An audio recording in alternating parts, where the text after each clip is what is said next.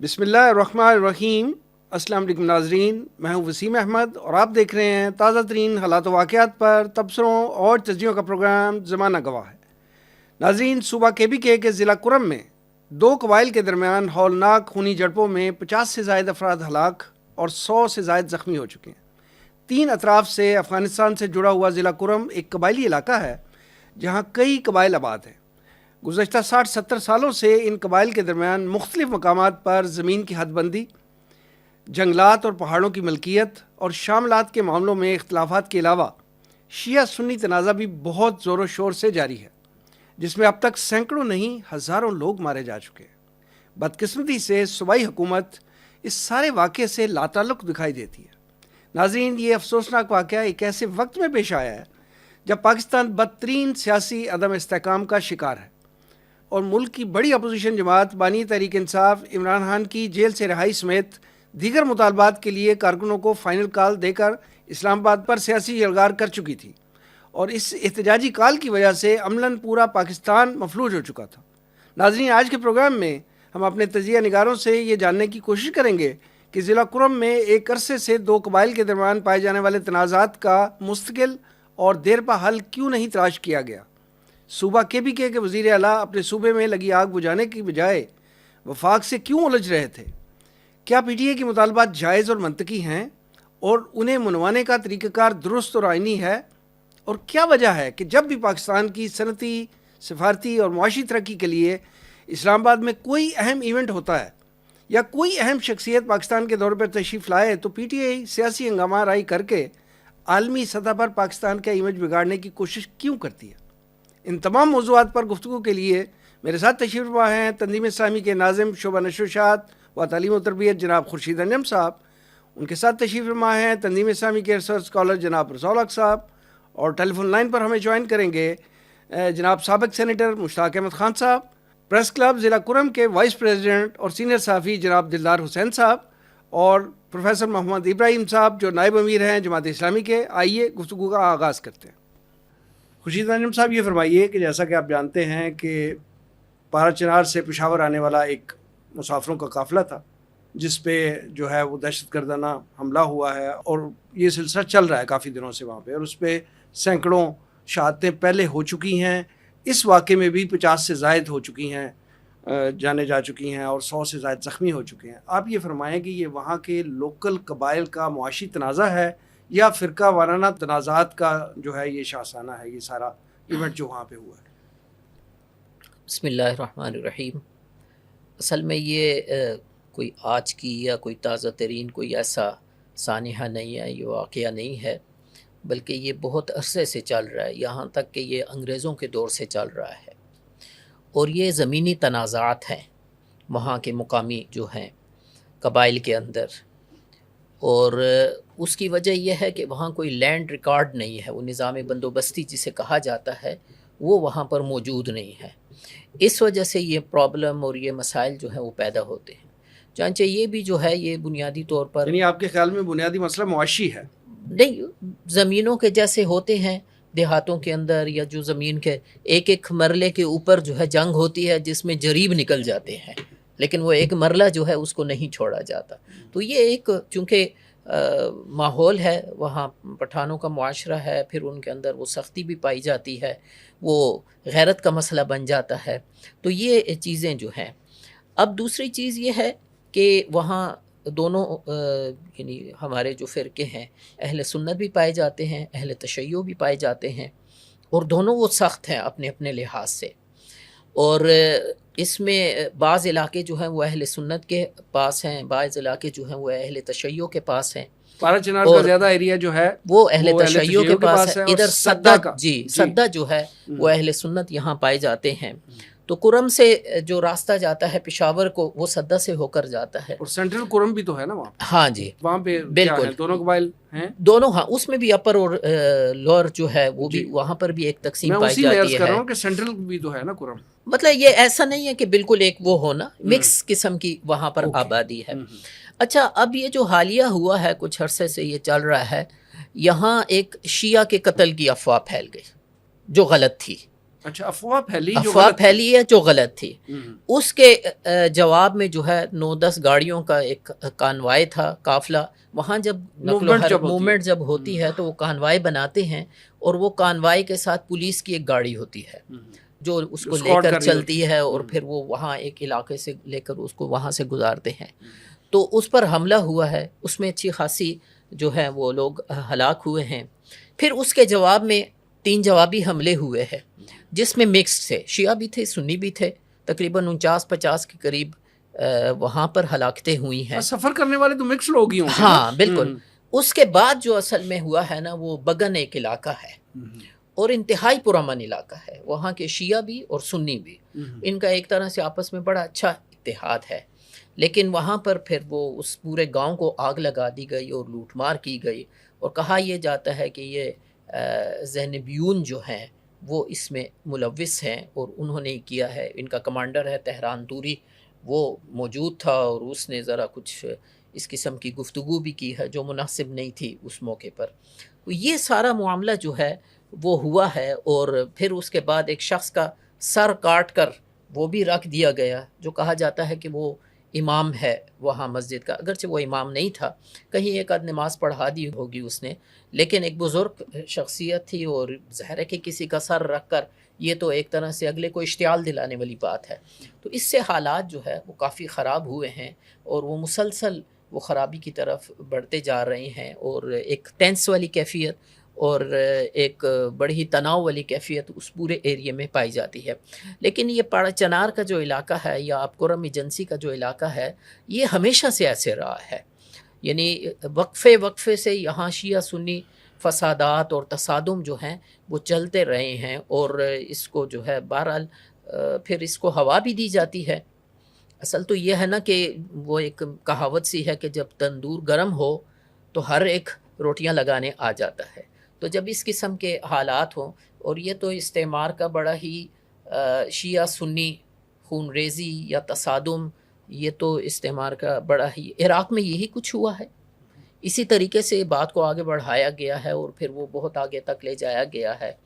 تو یہاں تو اب اس وقت پوری دنیا کی نظریں یہاں پر ہے. اس وقت امریکہ ہے، بھارت ہے، بھارت امریکہ ہی اس بھارت میں کو جیسا جو میں نے ہے عرض کیا کہ ششکار یہ رہا 3 ہے. اطراف سے یہ جو علاقہ ہے یہ افغانستان کی طرف سے گھرا ہوا ہے، اس کے ساتھ جڑا ہوا ہے. جی تو آپ نے جیسے فرمایا کہ اس تنور میں روٹیاں لگانے کے لیے لوگ آ جاتے ہیں، تو کیا اس تنور میں بھی روٹیاں کسی نے لگائی ہیں؟ دیکھیے، افغانستان کے حوالے سے تو کوئی ایسا وہ نہیں ہمیں ملتا، بلکہ even T T P Pakistan نے بھی اس سے لا تعلقی کا اظہار کیا ہے. ہاں انہوں نے کہا اگر ثالثی چاہتے ہیں تو ہم حاضر ہیں. ظاہر ہے وہ بھی سر اسی اگر علاقے کے ہے. ایک طرف صرف پاکستان ہے، 3 اطراف میں گولائی ہے ایک طرح سے، اور 3 اطراف سے وہ جڑا ہوا ہے افغانستان کے ساتھ، یہ ادھر جوڑنے کے سے ہماری فورسز موجود ہیں، تو جی ان قبائل کے پاس اسلحہ کہاں سے آ رہا ہے بہرحال اسلحہ جو تو ایک عرصے سے لڑ رہے ہیں، 60-70 سال سے آپ نے فرمایا؟ اسلحہ وہاں پر بہت ہے. پوری قبائلی پٹی جو ہے ہماری، وہاں پر اسلحہ وافر مقدار میں موجود ہے اور وہاں چل رہا ہے. وہاں تو بڑے بڑے جو یعنی شاید عام ہم لوگ تو تصور بھی نہیں کر سکتے، راکٹ لانچر اور اس قسم کی چیزیں تو وہ وہاں چل رہا ہے. اور یہ آج کی بات تو نہیں ہے، یہ تو ایک مسلسل ایک سلسلہ ہے جو چل رہا ہے. تو اسلحہ کا تو آپ اس کی بات نہ کریں، آپ خیبر ایجنسی کی بات کر لیں، اب تو ضلع خیبر ہو گیا ہے. آپ اس کے اورکزئی کی بات کر رہے ہیں، اسلحہ تو ہر جگہ موجود ہے. جو پہلے قبائل تھے اب ضلع ہو گئے ہیں، لیکن اسلحہ ان علاقوں میں موجود ہے اور اوپنلی فروخت ہوتا ہے وہاں پر. اس میں تو کوئی ایسا وہ نہیں. اس میں ویسے کوئی شک نہیں، میں خوشی صاحب کی بات کو آگے بڑھاؤں گا کہ یہ جو شیعہ سنی والا معاملہ ہے، اسلام کی تاریخ میں جو سب سے پہلا نقب لگایا گیا وہ یہی تھا، اور یہ یہود کی سازش تھی. بڑا یعنی واضح انداز کے اندر یہ اس کی تاریخی شواہد مل جاتی ہیں کہ ابن سبا نے کس طرح وہ ایک نقب لگایا. اور جس دور میں ہم رہ رہے ہیں، جو نیشن سٹیٹس کا دور ہے، ہر ملک کے کوئی نہ کوئی دشمن موجود ہے. ہر ملک کے، پاکستان کے بے شمار دشمن ہیں، اور وہ قریب بھی ہیں، ہمسائے بھی ہیں. انڈیا کی اگزامپل آپ لے لیں. کچھ عرصہ قبل تک تو بہرحال جو افغانستان میں ایک حکومت تھی کٹ پتلی، وہ بھی پاکستان کی دشمن ہی رہی ہے. ابھی بھی کوئی اتنے اچھے تعلقات نہیں ہیں، صاف نظر آتا ہے. اور اگر آپ تھوڑا دور کی بات کر لیں تو امریکہ اور اسرائیل اور مغربی یورپ یہ سب ہمارے دشمن ہیں. اب ان کی جو سازش ہے اس کے اندر سب سے جو بہترین ہتھیار انہوں نے استعمال کیا، اور آج سے نہیں، یہ آپ کو یاد ہوگا 1980s میں جنگ میں ایک ہی وین ہوتی تھی جو سنیوں کی مسجد کے پاس جا کے وہاں پہ گزرتی تھی، اور وہاں فائرنگ بھی ہوتی تھی، دھماکہ بھی ہوتا تھا، اور بے شمار جو ہے وہ جانیں جاتی تھی. اور کچھ دیر کے بعد وہی وین جو ہے وہ شیعوں کی امام بارگاہ کے پاس جاتی تھی، اور وہاں پہ بھی فائرنگ بھی ہوتی تھی، دھماکہ بھی ہوتا تھا، اور یہ آپس میں لڑا دیا جاتا تھا. ان کو آپس میں لڑانے کا فائدہ، اور یقیناً اس میں کوئی شک نہیں کہ بین الاقوامی سطح پر اہل سنت، اہل تشیع، ان دونوں کو پراکسیز کے طور پہ بھی استعمال کیا جاتا رہا ہے پاکستان میں، مختلف ممالک سر میں کرتے یہی رہے. عرض کر رہا تھا نا کہ جیسے آپ نے فرمایا یہ دن پاکستان نے دیکھے ہیں کہ ایسے حالات بھی پاکستان میں رہے ہیں، اس طرح کی خون ریزی ہوتی رہی ہے دونوں مسالک کے درمیان، اور یہ تیسرا فریق ایک کرتا رہا ہے. نو ڈاؤٹ پاکستان اور اسلام دشمن طاقتیں جو ہیں یہ سازش کرتی رہی ہیں، لیکن آپ یہ بتائیں کہ 60-70 سال سے ایک کام ہوتا جا رہا ہے اور ہم کرتے جا رہے ہیں، ہم کیوں اس کا کوئی دیرپا حل نہیں نکالتے؟ اصل میں دیرپا حل نکالنے کے لیے ایک علاقہ جو ہے وہاں پہ آپ کا جو سویلین کنٹرول ہے وہ انتہائی ضروری ہے. یہ علاقے جتنے ہیں نا ہمارے، جسے ہم پہلے ایجنسیز کہا کرتے تھے، فاٹا جی کے تحت آتا تھا، یہاں پہ کبھی بھی حکومت کی ریٹ اس طرح قائم رہی نہیں. وہ فیڈرلی ایڈمنسٹرڈ ٹرائبل ایریاز، نام کے اندر یہ موجود تھا کہ وہ فیڈرلی ایڈمنسٹرڈ ہے. وفاق اس کی نگرانی کرے گا، اور وفاق اس کی نگرانی جو تھی وہ کتنی بہتر کر سکتا تھا، بہرحال وہ اپنی جگہ ایک سوالیہ نشان ہے. صوبوں کے تحت یہ ہونا چاہیے تھا، اور صوبوں کو چاہیے تھا کہ وہ اس کی طرف توجہ دیتے. اب اس وقت کے پی کی حکومت موجود ہے، لیکن آپ یہ بھی دیکھتے ہیں کہ وہ اسلام آباد بھی آئے، ان کی توجہ وہاں بھی تھی، لیکن اپنے صوبے کے اندر جو معاملات چل رہے ہیں شاید وہ ان کے کنٹرول میں نہیں آ سکے، یا انہوں نے توجہ نہیں دی اس طرف جتنی دینی چاہیے. مقامی حکومت کا، وفاقی حکومت کا رول اپنی جگہ اہم ہے، ان کو ادا کرنا میں چاہیے. اس کی طرف آ رہا ہوں.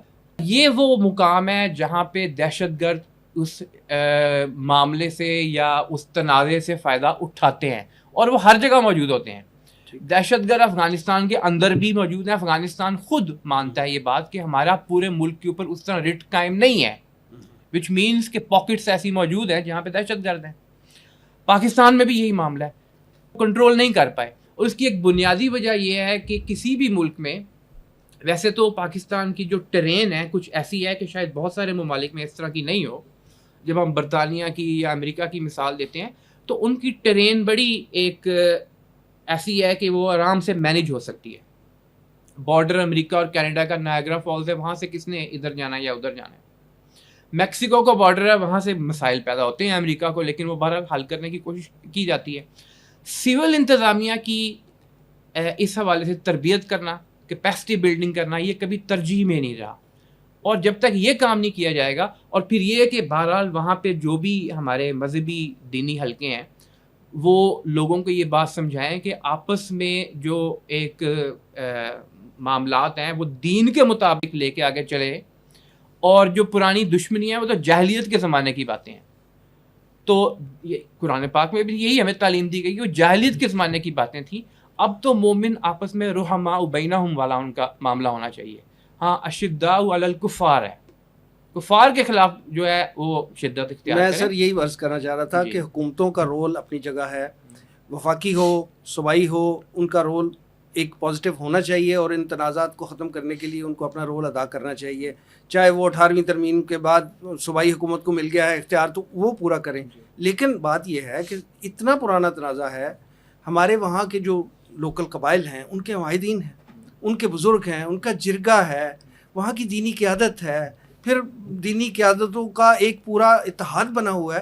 کیا ان کا اجتماعی شعور اتنا بیدار اور اتنا ڈیولپ ابھی تک نہیں ہوا کہ ان کو یہ سمجھ نہیں آ رہی کہ یہ معاملات جو ہیں یہ اس کو ختم ہونا چاہیے، اور اس میں کوئی تیسرا فریق جو ہے وہ رول ادا کر رہا ہے جو واضح طور پر پاکستان کا بھی دشمن ہے، اسلام کا بھی دشمن ہے. تو کیا ان کا اجتماعی شعور وہاں پہ خود بیدار کیوں نہیں ہوتا، اور وہ کیوں اس بات پہ کنسنسس ڈیولپ نہیں کرتے کہ ہمیں مل جل کے جو ہے اس تیسرے فریق کو آؤٹ کرنا چاہیے؟ یہ آپ کی بات درست ہے. اس کے اوپر توجہ دینے کی بھی ضرورت ہے، اور اس کے بہرحال جو بھی ہمارے سیاسی حمایتین ہیں، دینی حمایتین ہیں، ان کو بھی اس پہ توجہ دینی چاہیے، اور اس کا حکومت کے ساتھ مل کر، حکومتوں کو بھی آپس میں جو وفاقی حکومت اور صوبائی حکومت ہے مل جل کر اس معاملے کو حل کرنے کی کوشش کرنی چاہیے. اچھا جناب، اس وقت جماعت اسلامی کے سینئر رہنما اور سابق سینیٹر جناب مشتاق احمد خان صاحب ہمارے ساتھ ٹیلی فون لائن پہ موجود ہیں. آئیے اس حوالے سے ان سے بھی بات کرتے ہیں.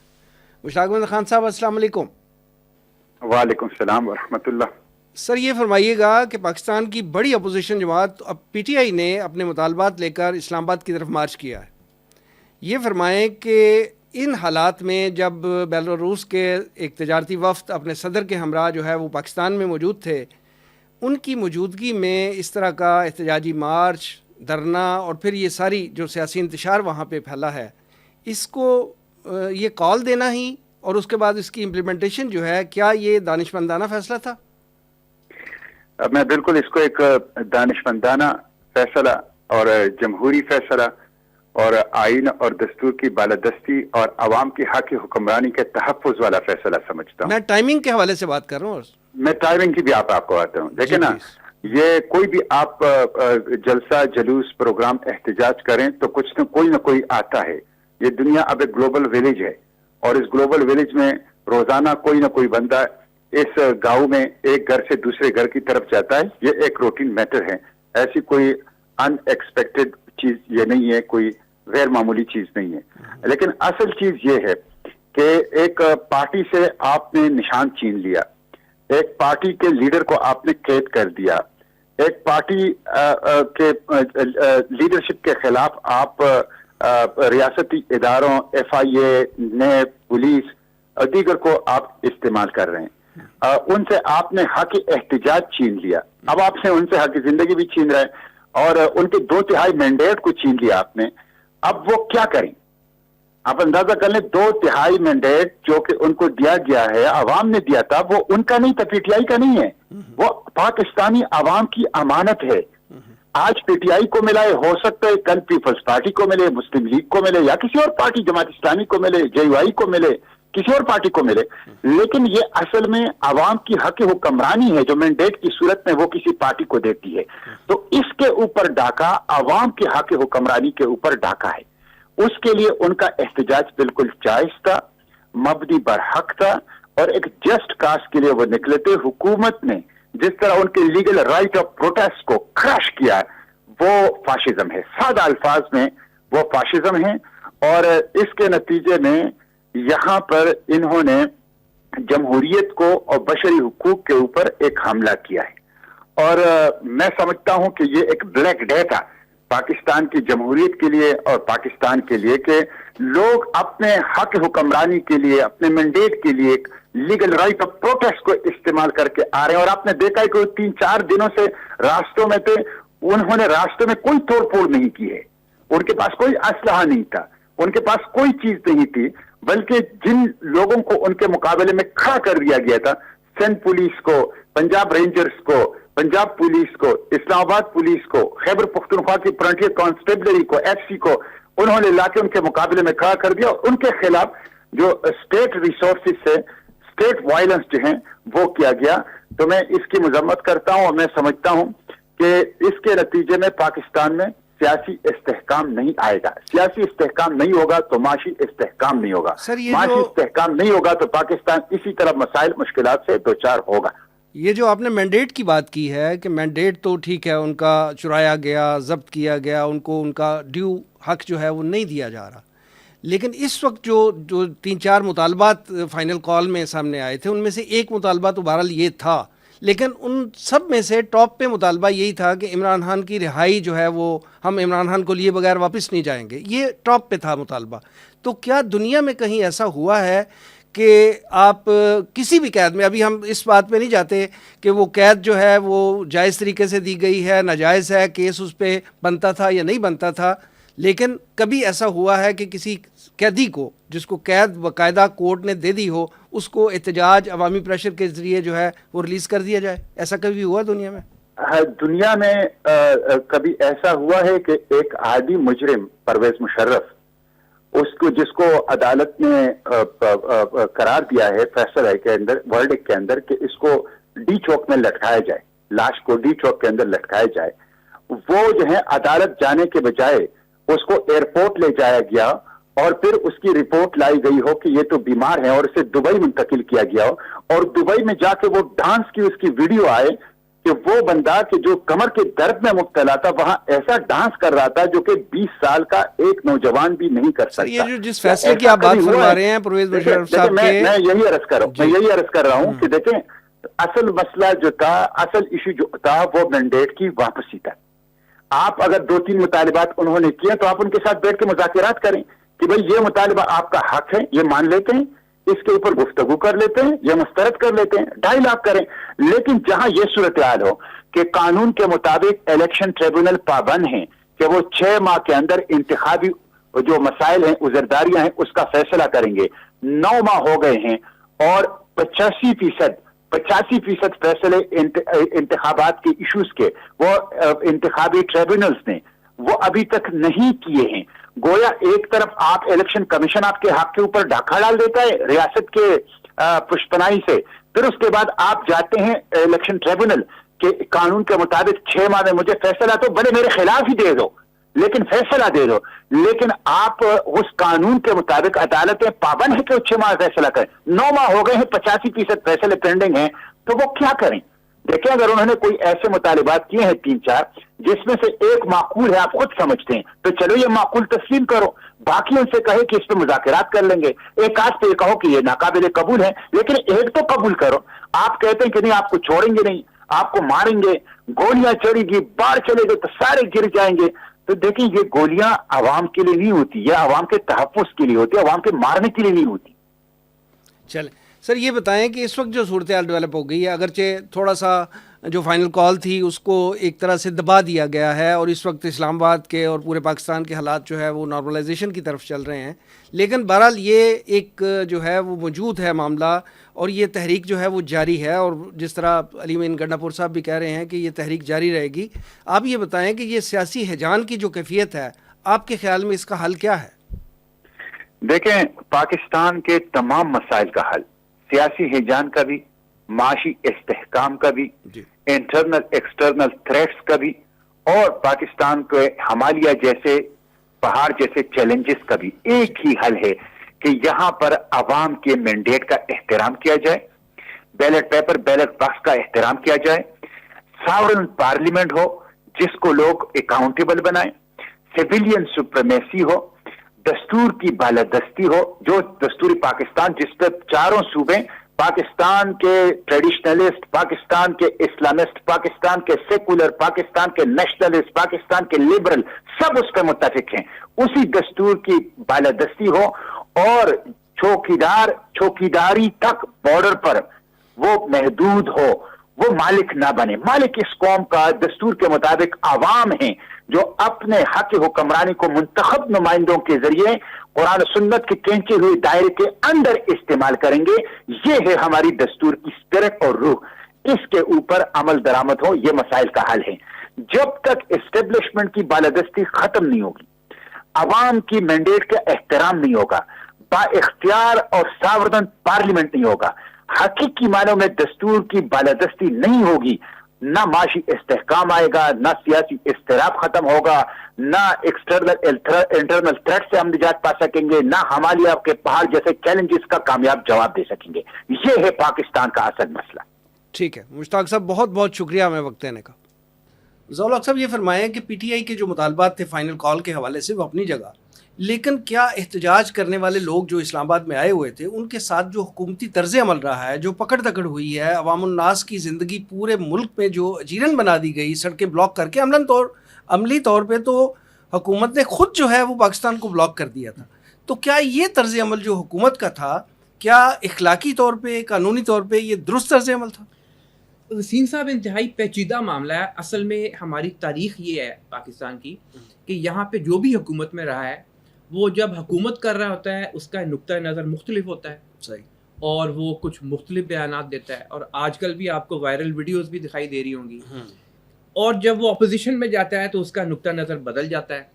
वो फिर कहता है कि ये काम करने वाले हैं और ये काम करने वाले नहीं हैं, आइन और कानून की पासदारी करनी चाहिए, और उसी आइन और कानून को जब वो खुद हुकूमत में होते हैं तो वो पामाल कर रहे होते हैं। और इसमें भी कोई शक नहीं कि पाकिस्तान, क्योंकि आगाज़ से ही क़याम पाकिस्तान के फ़ौरन बाद हमें बहुत सारे ख़तरात थे, इसलिए पाकिस्तान एक सिक्योरिटी स्टेट बन गया। और कोई भी सिक्योरिटी स्टेट दुनिया में मौजूद हो, चीन एक उसकी मिसाल है, रूस उसकी मिसाल है, वो सिक्योरिटी स्टेट इसलिए है कि उनको पता है हमारे इर्द गिर्द ख़तरात बहुत ज़्यादा हैं, तो वहाँ की इस्टेब्लिशमेंट का फिर किरदार बढ़ जाता है। اور ہمارے سیاستدانوں کو بھی بہرحال اس چیز کی، یعنی کہ اس میں بلا تخصیص تمام سیاستدان ماضی کے بھی جو ہیں حال کے بھی ہیں، وہ اپنا راستہ اسٹیبلشمنٹ کے جو دا گیٹس ہیں ان کے ذریعے ڈھونڈتے رہے ہیں، اور کچھ تو بہرحال اس چیز کے اوپر فخریہ طور پہ بیان بھی کرتے رہے ہیں کہ یہ گیٹ نمبر 4 کی ہم پیداوار ہیں جی یا گیٹ نمبر فلاں کی پیداوار ہے۔ تو اس میں کوئی شک نہیں کہ ریاست کا بنیادی کام اگر آئین کو دیکھیں تو عوام کے حقوق کو تحفظ فراہم کرنا ہے، اور ہمارا آئین کا آرٹیکل 7 سے لے کے تقریباً 28 تک اس میں بنیادی انسانی حقوق کا ہی تذکرہ آتا ہے۔ آرٹیکل 15 کے اندر یہ بھی موجود ہے کہ عوام جو ہیں وہ یعنی اپنی جو رائے کا اظہار اس کو کرنے کا ود ان لمٹس ان کو اجازت ہے۔ بنیادی طور پہ حکومت، خاص طور پہ وفاقی حکومت، اگر وہاں پہ احتجاج ہو رہا ہو تو ان کے اوپر یہ زیادہ ذمہ داری آتی ہے کہ وہ تحمل کا مظاہرہ کریں۔ جتنی پارٹیاں اس وقت حکومت میں ہیں یہ کسی نہ کسی دور میں اپوزیشن میں رہی ہیں، انہوں نے بھی احتجاج کیے ہیں، ان کو احتجاج کا موقع بھی ملا، ان کے اوپر پابندیاں بھی لگائی گئیں، سختیاں بھی کی گئیں، اس میں بھی کوئی شک نہیں، لیکن بہرحال احتجاج کا موقع بھی ملا۔ اسی طرح جو اس وقت اپوزیشن میں لوگ موجود ہیں، پی ٹی آئی کی اگزامپل لے لیں، وہ بھی اپنے دور حکومت میں یہ کہا کرتے تھے، اور اب ان کے جو بانی، جو کہ میں سمجھتا ہوں کہ بانی اور جو اب چیئرمین تو نہیں ہیں پی ٹی آئی کے، لیکن ابھی بھی پی ٹی آئی یعنی ڈیفیکٹو وہی چلا رہے ہیں اصولی طور پہ۔ تو وہ ان کے بیانات بھی آپ دیکھیں گے، ان کی وائرل ویڈیوز بھی دیکھیں گے جس میں ان کے دور حکومت کی جب اس میں وہ یہ کہا کرتے تھے اور یہ بھاشن سنایا کرتے تھے کہ آپ یہ جو ہر دوسرے دن آ کے احتجاج کے لیے اسلام آباد میں جمع ہو جاتے ہیں، اس سے معیشت کو نقصان ہوتا ہے، اس سے جو دیگر ممالک کے لوگ آئے ہوتے ہیں۔ مجھے یاد پڑتا ہے ایک OIC کی کانفرنس تھی یہاں پہ، تو اس وقت ایک مذہبی سیاسی جماعت اس نے دھرنا دے دیا، ایگزیکٹلی وہی الفاظ جو اس وقت حکمران جو ہے وہ کہہ رہے ہیں، وہ کہہ رہے ہیں۔ تو یہ ہمارا المیہ ہے، اس کو سیاسی طور پہ حل کرنے کے لیے، اگرچہ اسی لیے ہم سمجھتے ہیں کہ یہ جو مروجہ سیاسی نظام ہے اس میں وہ نظام اور چہرے جو ہیں وہ بدلے تو جا سکتے ہیں اور یہ چلتا ایسے ہی رہے گا، لیکن بہرحال مارشل لاء سے تو بہتر ہے کہ ملک میں جمہوری نظام بہتر طریقے سے چلتا رہے، اور اس کے اندر میں سمجھتا ہوں کہ جو حکومت وقت ہے، چاہے وہ وفاقی حکومت ہو چاہے صوبائی حکومت ہو، ان کو ذمہ داری کا مظاہرہ کرنا چاہیے، اور کسی بھی بڑی پارٹی چاہے وہ اپوزیشن کی ہو، اپوزیشن کی بڑی پارٹی بھی ذمہ داری کا مظاہرہ کرے۔ جو ابھی سابقہ خاتون اول کا ایک بیان ہم سب نے سنا، جو ایک دوست برادر اسلامی ملک کے بارے میں انہوں نے دے دیا، برادر اسلامی ملک کے حوالے سے، جو بڑے قریبی عزیز بھی ہیں، قریبی بھی ہیں، اور یہ کہ ہمارے معاشی والے سے بھی مدد کر رہے ہیں اس وقت بہت زیادہ ہمیں۔ انہوں نے جس ٹیلی فون کال کا حوالہ دیا جنرل باجوہ نے، اس کو کہا کہ یہ 100% غلط بات۔ جی، اب جنرل باجوہ پہ میں یقین نہیں کرتا، جنرل باجوہ کی بہت ساری ایسی باتیں تھیں جو اپنے دور میں وہ کہا کرتے تھے اور بعد میں غلط ثابت ہوئی، لیکن اصولی طور پہ یہ ایسی بات ہے جو کرنے والی نہیں ہے۔ تمام سٹیک ہولڈرز کو، ہمارا تو مشورہ ہی ہے، تمام سٹیک ہولڈرز کو جو اگر وہ جمہوری طرز حکومت کے اندر رہ رہے ہیں، اس وقت چل رہے ہیں، ایک پارلیمنٹ نظام کے تحت چل رہے ہیں، تو وہ پھر طرز عمل اور رویہ بھی اپنا وہی والا اپنائیں۔ خورشید انجم صاحب یہ فرمائیے کہ پی ٹی آئی نے فائنل کال کے لیے جو 4 مطالبات دیے تھے، جس میں صرف ٹاپ پہ جو تھا وہ عمران خان کی رہائی تھا، پھر اپنے جو کارکنان ان کے پکڑے گئے ہوئے ہیں ان کی رہائی کی بات تھی، 26ویں آئین میں ترمیم کے خاتمے کی بات تھی، پھر مینڈیٹ ان کا جو چوری ہوا ہے اس کی وہ کہہ رہے ہیں کہ جی وہ ہمیں واپس دیا جائے۔ تو یہ چاروں مطالبات جو تھے آپ کی نظر میں، کیا یہ اس فائنل کال کے لیے یہ جائز اور منطقی مطالبات تھا، اور اس کے لیے سڑکوں پہ اس طرح آنا اور اس طرح آگے احتجاج کرنا، لوگوں کی زندگی عجیب بنانا، یہ کیا درست اور آئینی طریقہ کار ہے؟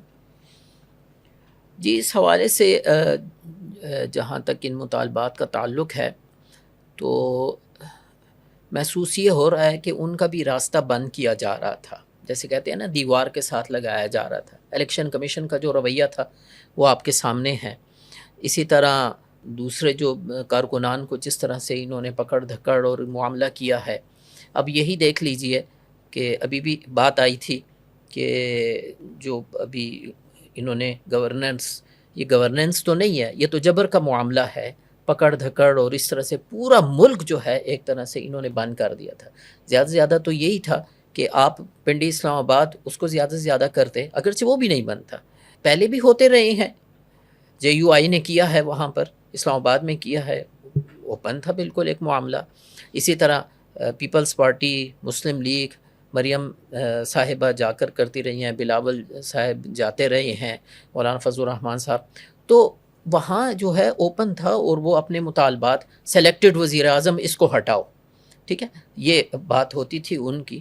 تو اس حوالے سے جو ہے یہ مطالبات پہلے بھی آتے رہے ہیں، اور بہرحال دونوں طرف سے، یعنی ایک طرف اگر وہ عدلیہ کا معاملہ ہے یا جو دوسرے مسائل ہیں، اس کے لیے پھر ایک پاور اسٹریٹ کا بھی مظاہرہ ساتھ کیا جاتا ہے. سر اس وقت بھی تو یہی کہا جاتا تھا نا تاکہ کہ سلیکٹڈ وزیر اعظم کو ہٹانے کا جو مطالبہ جب آتا تھا تو کہا جاتا تھا کہ یہ غیر منطقی اور اصل غیر میں حقیقی بات ہے. یہ جو اس وقت بھی یہ جو بات ہے کہ عمران خان صاحب کو رہا کریں، دنیا میں کبھی ایسا ہوا ہے کہ کسی عدالت کی طرف سے ایک فیصلے کے تحت ایک بندہ قید میں ہو اور اس کو ایک عوامی پریشر کے ذریعے رہا کر دیا جائے؟ پارلیمنٹ میں جو ہے ساری جماعتوں نے مشترکہ طور پہ، متفقہ طور پہ ایک آئینی ترمیم پاس کی ہے اور یہ کہہ رہے ہیں اس کو ختم کر دے. بھائی آپ جب آئیں گے اپنی اکثریت لائیں اور آ کے آئینی ترمیم ختم کر دیں. پارلیمنٹ میں جو طریقہ کار ہے، کیا وہ سڑکوں پہ اس طرح آئینی ترمیم میں ختم ہوگی؟ اصل میں مسئلہ یہ نہیں ہے، مسئلہ یہ ہے کہ جب اقتدار میں ہوتے ہیں تو سوچ کچھ اور ہوتی ہے، جب اپوزیشن میں ہوتے وہی پارٹی ہوتی ہے.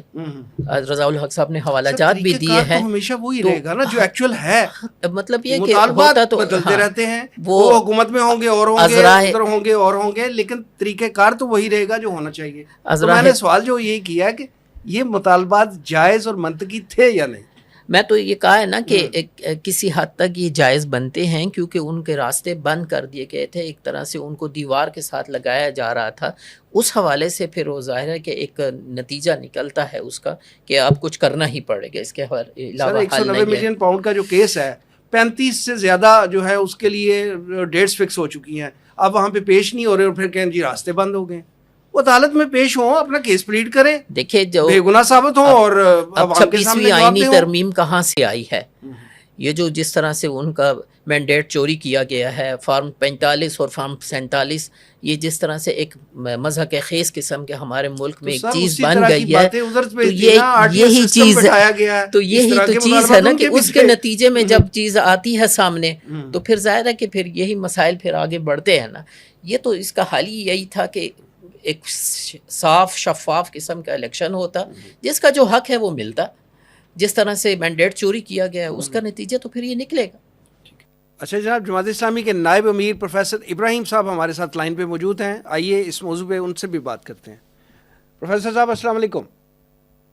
وعلیکم السلام ورحمۃ اللہ وبرکاتہ. سر، قرم ایجنسی میں جو حالات واقعات ہیں اس پہ ہم ڈسکشن کر رہے ہیں، تو آپ کی ماہرانہ رائے ہم جاننا چاہتے ہیں. یہ فرمائیے کہ یہ علاقہ چونکہ 3 اطراف سے افغانستان سے گھرا ہوا ہے، آپ کے خیال میں کیا یہ ممکن ہے کہ اس علاقے میں کافی عرصے سے جاری شیعہ سنی تنازع کو ہوا دینے کے لیے یہ ظالمانہ کارروائیاں جو وہاں پہ ہو رہی ہیں یہ دہشت گردوں نے کی ہوں اور یہ ان کا شاخسانہ ہو؟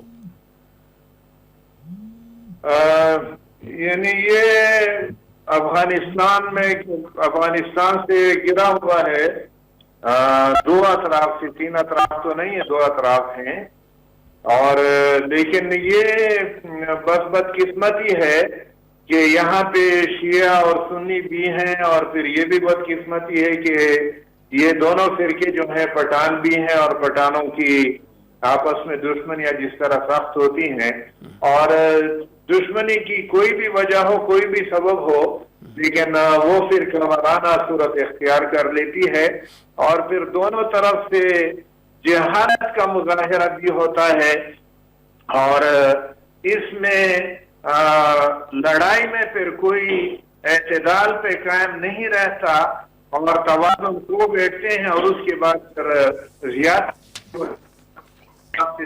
پھر بے شمار موقعوں پہ زیادتیاں ہوئی ہیں، اور اس لیے مسئلہ بڑا پیچیدہ اور گنجلک صورت اختیار کر گیا ہے.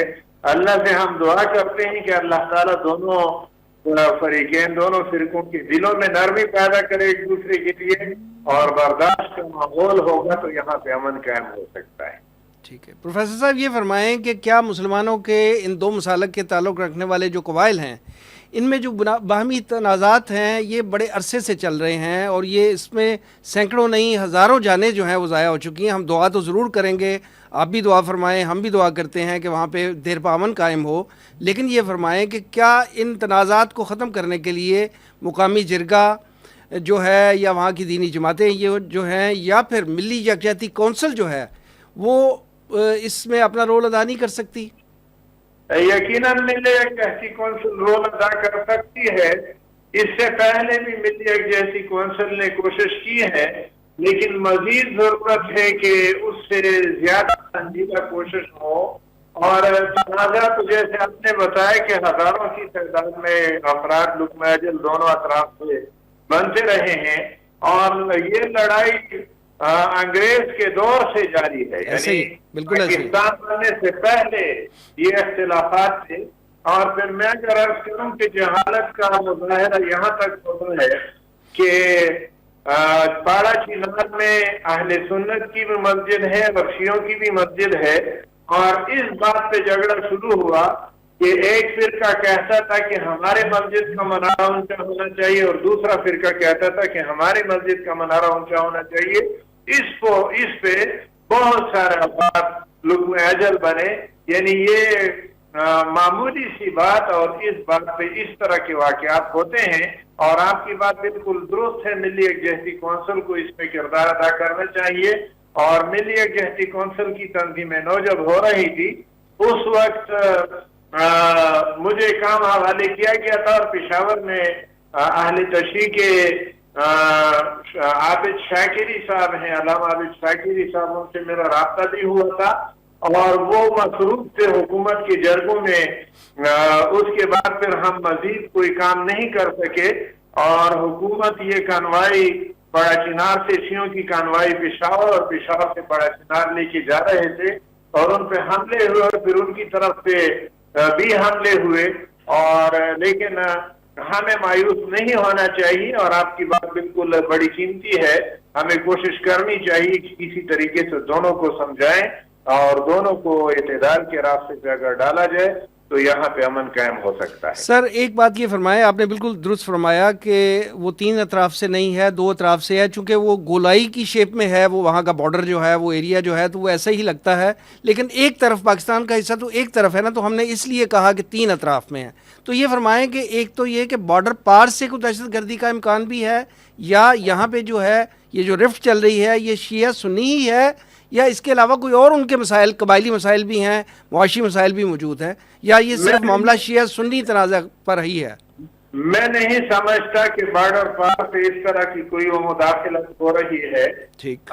بارڈر پار یقیناً اہل سنت ہیں، اور یہ ایک ہی قبیلہ، یعنی پاک افغان بارڈر جو ہے یہ چترال سے لے کر تفتان تک بلوچستان اور پورے خیبر پختونخوا میں اس بارڈر پہ دونوں اطراف پہ ایک ہی قبیلہ بارڈر کے دونوں اطراف پہ. سر میں تو یہ عرض کر رہا ہوں کہ دہشت گرد کے لیے تو دونوں ایک جیسے ہیں نا. وہ تو انتشار پھیلانا چاہتا ہے، پاکستان کو ڈیسٹیبل کرنا چاہتا ہے، تو وہ تو اس سارے واقعے کی آڑ لے گا نا. افغانستان کا نام جب لیا جاتا ہے مسئلہ کو الجھایا جاتا ہے، یعنی یہ ایسا نہیں ہے. اب منگل قبیلہ پاکستان میں بھی ہے اور افغانستان میں بھی ہے، یہی کرم ایجنسی میں بھی ہے، اور افغانستان کے بارڈر کے پار بھی منگل آباد ہیں. تو اس طریقے پہ منگل دونوں افغان ہیں، پاکستانی بھی اور افغانستان کے اندر بھی. تو اس لیے اس کو یہ رنگ دینا یہ مناسب نہیں ہے کہ افغانستان سے کوئی مداخلت ہوتی ہے. اور اس میں یعنی گزشتہ یہ 1 سال سے زیادہ کارتا ہوا بڑا چنار سے اہل سنت کی مقامی آبادی بے دخل ہو چکی ہے. کوئی کوہاٹ میں ہے، کوئی پشاور میں ہو، کوئی اسلام آباد میں ہے، اور یہ صورتحال بھی مناسب نہیں ہے. بڑا چنار کے شیعوں کو سمجھانے کی ضرورت ہے کہ وہ یہاں کے اہل سنت آبادی کو بھی یہ حق دے کہ وہ یہاں پہ آباد ہوں. اور پھر افغانستان کے بارڈر پہ صرف کرم ایجنسی میں نہیں، اس سے اوپر اور نیچے تاریخی گزرگاہیں ہیں، اور ان کو کھولنے کی ضرورت ہے، لیکن حکومت ان کو نہیں کھولتی.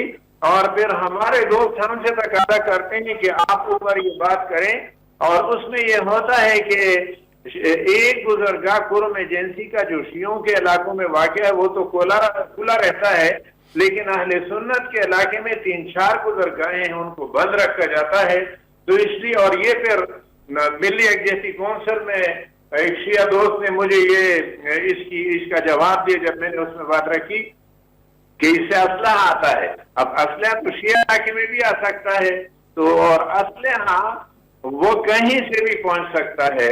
تو اس لیے ان گزرگاہوں کو اگر کھولا جائے اور کاروبار لوگ کرتے رہیں تو وہ بھی امن کا ایک ضامن ثابت ہو سکتا ہے. ٹھیک ہے پروفیسر ابراہیم صاحب, ہمیں وقت دینے کے لیے بہت بہت شکریہ آپ کا. اچھا جناب, پریس کلب زیرہ کرم کے وائس پریزیڈنٹ اور سینئر صحافی جناب دلدار حسین صاحب اس وقت ہمارے ساتھ ہیں اور وہاں پہ موجود ہیں. آئیے اس حوالے سے جو ہے ان سے بھی بات کرتے ہیں اور حالات و واقعات جانتے ہیں. جناب یہ فرمائیے گا کہ آپ اس وقت ضلع کرم میں موجود ہیں اور قومی نشریاتی ادارے کے لیے بھی رپورٹنگ کرتے ہیں. یہ فرمائیں کہ علاقے کی اس وقت کی تازہ ترین صورتحال کیا ہے؟ کرم ایجنسی کی موجودہ صورتحال کے بارے میں کچھ بتاتا چلوں. اس سے پہلے کہ میں اس کا بیک گراؤنڈ ابھی بیان کروں, پس پردہ جو محرکات تھے اس کے بارے میں بھی تھوڑا سا بتانا چاہتا ہوں. میں بتاتا چلوں کہ یہ جنگ شیعہ سنی فسادات جو موجودہ صورتحال کے تنازل میں 1938 سے لے کے 2024 تک یہ وقت پہ سے ہوتے رہے. 1938 میں جنگی ہوئی ہے, 1961 میں ہوا ہے, 1982 میں ہوا ہے, 1996 میں ہوا ہے, 2007-8 میں ہوا ہے. ریسنٹ جو فسادات ہیں ابھی دوبارہ شروع ہو چکے ہیں. 2007 سے 3 سال تک یہ فسادات ہوتے رہے. مختلف علاقوں میں اہل تشیع اہل سنت والجماعت کو آپس میں لڑایا گیا اور ساتھ ہی اہل سنت کو پرچینار اپنی آبائی گاؤں سے بے دخل کر دیا گیا. ان کے بے شمار لوگوں کو بے درد سے قتل کر دیا گیا, شہید کر دیا گیا, یہاں تک کہ پھر مری معاہدہ طے پایا. اس مری معاہدے میں باقاعدہ طور پہ دونوں فریقین نے اپنی رضامندی سے مری معاہدہ طے پایا, لیکن ان کے باوجود مری معاہدے پر کسی فریقی نے آج تک عمل درآمد نہیں کیا. 12 اکتوبر کو مقبل قوم کا ایک کنوائی کی شکل میں کنج علیزیو کے قریب پہنچ کے شیعہ دہشت گرد تنظیم زینبین کی طرف سے اس پہ اچانک حملہ آور ہوئی اور وہاں پہ 16 معصوم بچوں اور 7 عورتوں کو شہید کر دیا گیا, جس سے ایک دفعہ پھر حالات خراب ہو گئے.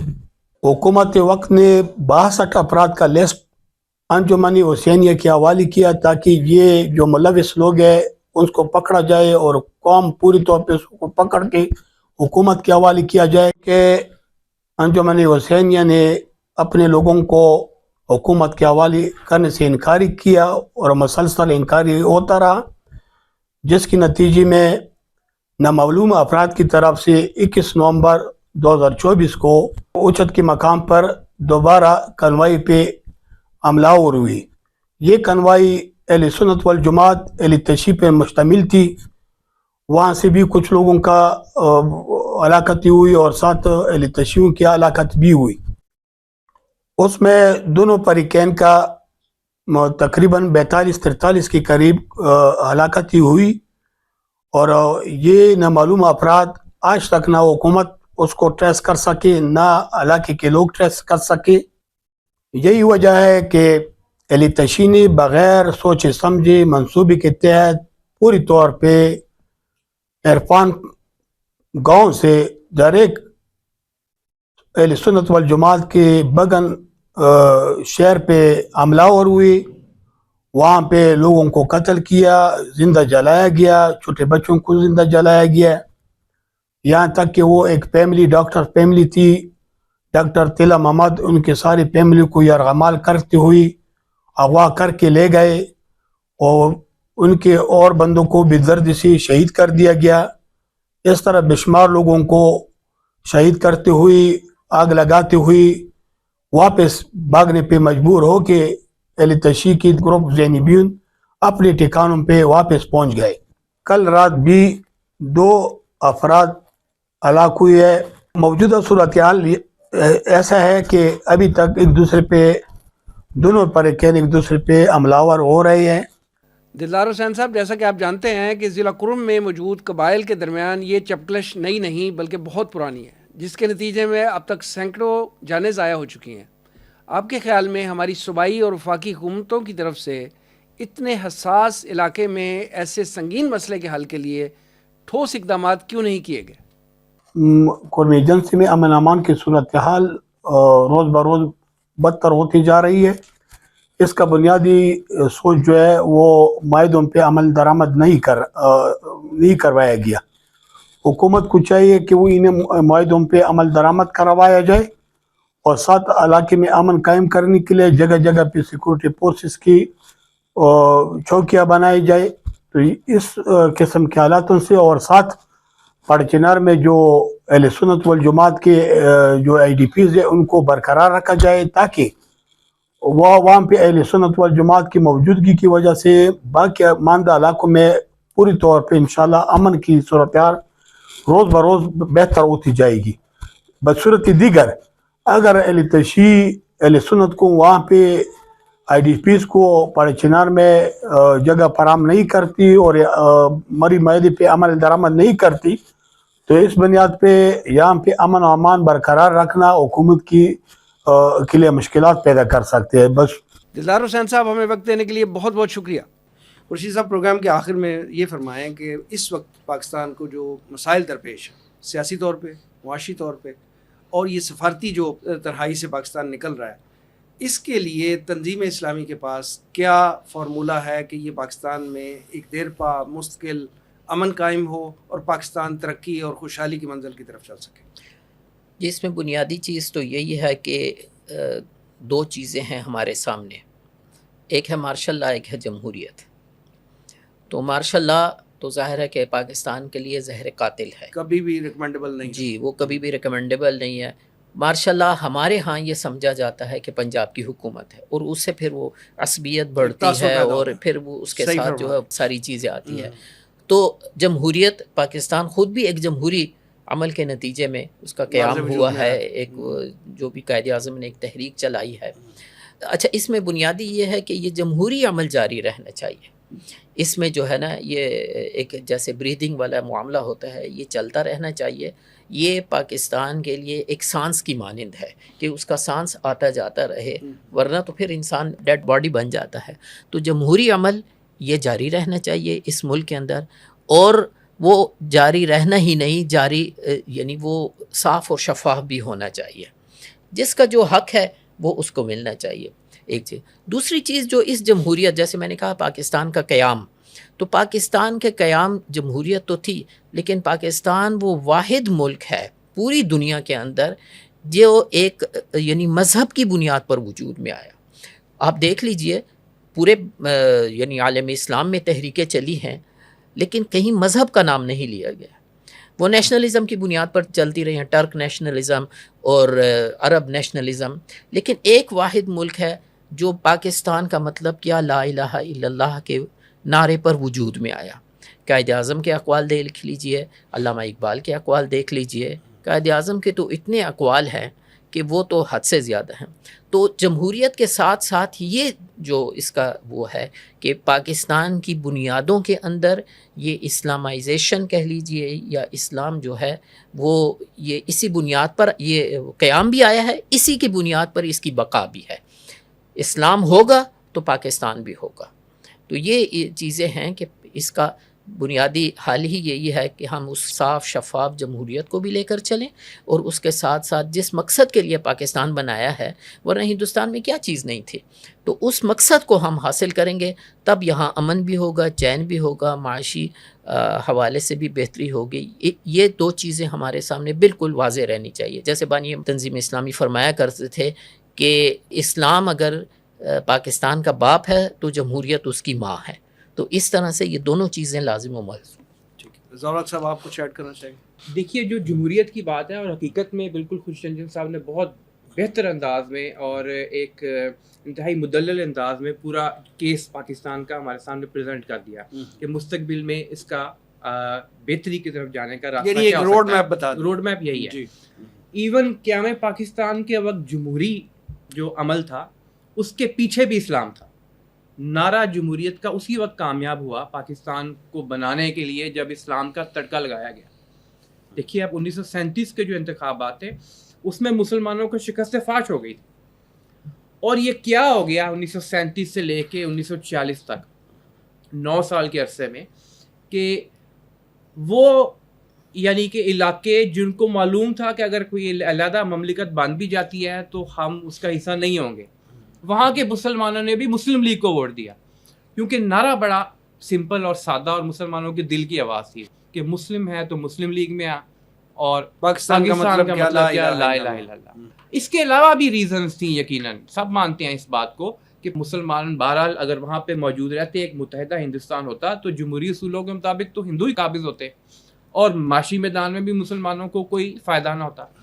مسئلہ یہ ہوا کہ ہم نے ابتدا میں ہی شروع میں ہی کچھ تو پازیٹیو قدم لیے, صحیح راستے پہ چلے, قرارداد مقاصد پاس کر دی, 31 علماء کے 22 متفقہ آپ کہہ لیں کہ ان کی طرف سے جو نکات پیش کیے گئے, کیونکہ اس وقت یہ بات بہت سامنے آتی تھی کہ کہا جا رہا ہے کہ پاکستان کو ایک اسلامی ریاست بناؤ, تو کس کا اسلام لے کے آؤ گے؟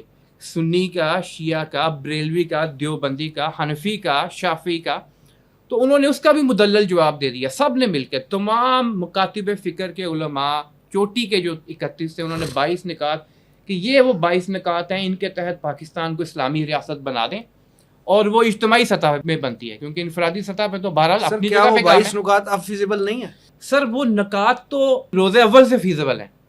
وہ جو اسلامی ریاست کو قائم کرنے کے نکات نبی کریم صلی اللہ علیہ وسلم نے پیش کیے, وہی نکات ہیں بنیادی طور پہ, جس بنیاد پہ پہلے ریاست مدینہ قائم کی گئی تھی اور اس کے بعد خلافت راشدہ چلی. وہی نکات ہیں جو آپ کو نظر آئیں گے ان سب میں, اور اس میں بنیادی طور پہ اسلام کی بالادستی کے لیے جو دینی احکامات ہیں ان کو رائج اور نافذ کیا جائے, لیکن اس کے لیے ولنگنیس بھی چاہیے, ابیلٹی بھی چاہیے, کمپیٹنس بھی چاہیے.